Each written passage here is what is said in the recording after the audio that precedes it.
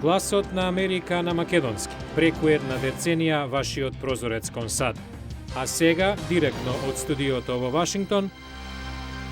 Добро вечер и добро дојдовте во уште едно издание на ТВ журналот News Flash на Гласот на Америка на македонски, а со вас во оваа емисија ќе биде Јулија Вилковска.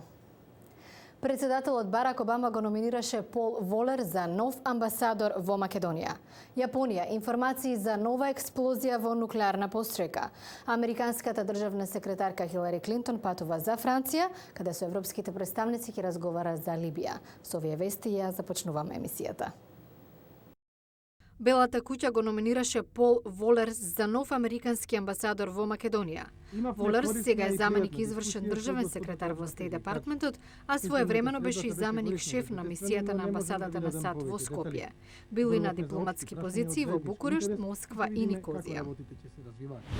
Јапонија не може да здивне по катастрофалниот земјотрес минатиот петок. Денес дојде до нова експлозија во нуклеарната централа Фукушима, каде системот за ладење е во дефект.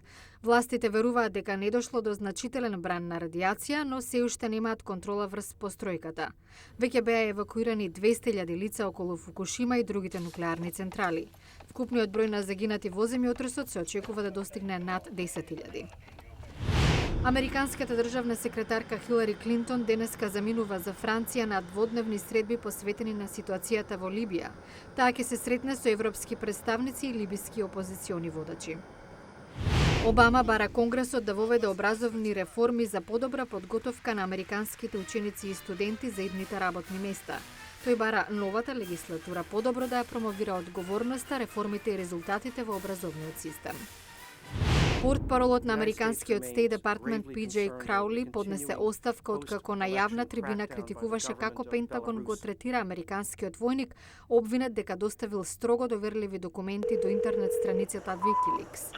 Секретарката Клинтон издаде соопштение во кое стои дека со жалење ја прифатила оставката на Краули. Негледани филмови во американските киносали викендов според бројот на продадени влезници. На прво место е научно-фантастичната драма Бетел Лос Анџелес со Ерон Екхарт во главната улога, инкасираше $36 милиони. Веднаш по него е анимираното остварување Ренго со заработени 23 милиони. А во продолжение на News Flash, според најнова студија, доколку говорите повеќе од еден јазик, тогаш сте со поголеми шанси да го забавите губењето на помнењето, што доаѓа со старењето, а во некој случај и проблемите поврзани со Алцхајмеровата болест. Во Гласот на Америка има многумина кои говорат еден, два или три јазици. Според ново истражување, лицата кои се така способни како нашите новинари се поотпорни на губитокот на помнењето што доаѓа со старењето, а и со поголеми шанси во евентуалната битка против Алцхајмеровата болест и другите видови на деменција. Психологот Елен Биалисток од Универзитетот Јорк во Торонто раководела со истражувањето што опфатило 450 пациенти со Алцхајмерова болест. Успеавме да покажеме дека луѓето кои поголемиот дел од животот активно користат два јазика се во можност да ги одложат симптомите на Алцхајмеровата болест за 4-5 години подоцна, за разлика од пациентите кои говорат само на еден јазик. Нејзиното истражување сега се фокусира на структуралните разлики на мозокот кај лицето кое говори два јазика. Можно е таквиот мозок да биде подобро поврзан и способен да се спротивстави на Алцхајмеровата болест, затоа што има помоќно множество на ментални активности, ментални компоненти. Според друго истражување, спроведено во Луксембург, ситуацијата е уште подобра кај оние кои научиле неколку јазици додека биле деца. Покажало дека лицата кои говорат 3 или повеќе јазици се во помала опасност од губење на помнењето, за разлика од оние кои говореле два. Не говорите повеќе од еден јазик? Нема проблем, вели Елен Биалисток. Научете нов јазик и тоа може да ви помогне во мозочната отпорност на стари години, дури и да не го говорите совршено. А барем јазици има многу, зарем не? Клубот на милиардерите расте. Според овогодинешната листа на магазинот Forbes, во светот има 1210 луѓе со такво салдо, 199 повеќе од лани. Се повеќе милиардери доаѓаат надвор од САД, мнозинството од Бразил, Русија, Индија и Кина. Овогодишната листа ги одразува маркантните промени во глобалната економија. Основачот на магазинот Стив Форбс Вели дека мнозинството нови милиардери доаѓаат од Бразил, Русија, Индија и Кина.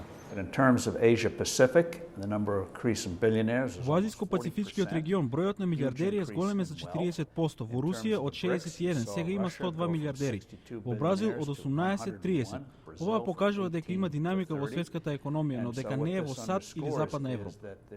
Мексиканскиот медиумски могул Карлос Слим и натаму е најбогат човек на светот, со проценети 74 милиарди долари. На второ место е Бил Гейтс со 53, а инвеститорот Ворен Бафет на трето со 50 милиарди долари. САД и натаму имаат најмногу милиардери, но јазот меѓу богатите се намалува. Во Кина има двојно зголемување на нивниот број. Робин Ли е најбогат кинез со над 9 милиарди долари. Тој е извршен директор на кинескиот интернет пребарувач Баиду, пандан на Google. Но кинеските потрошувачи велат дека владата мора да стори повеќе да и помогне на средната класа. Не се само кинезите загрижени за јазот меѓу богатите и сиромашните. Во Соединетите Американски држави 10% од жителите поседуваат 38% од вкупното богатство. Forbes вели не е се така едноставно. Ова не се луѓе кои седат на купишта скапоцен накид. Тие создаваат бизниси и ако им оди, тогаш ни оди на сите нас. И покрај тешките економски времиња за многумина, богатството на милиардерите во светот се зголемило за преку 25%. Просечното богатство изнесува 3,7 милиарди долари. Лани тој износ беше 3,5 милиарди. Утре во Ньюсфлеш во главниот град на САД подготовки за 19-тиот годишен еколошки филмски фестивал. Најавени 150 филмови од 40 земји широм светот. Гледате утре во Ньюсфлеш. Утре во Ньюсфлеш, ревија на зелени филмови. Во дузина киносали широм Вашингтон проекции на кои заедничка тема им е екологијата. Зова во утрешен Ньюсфлеш.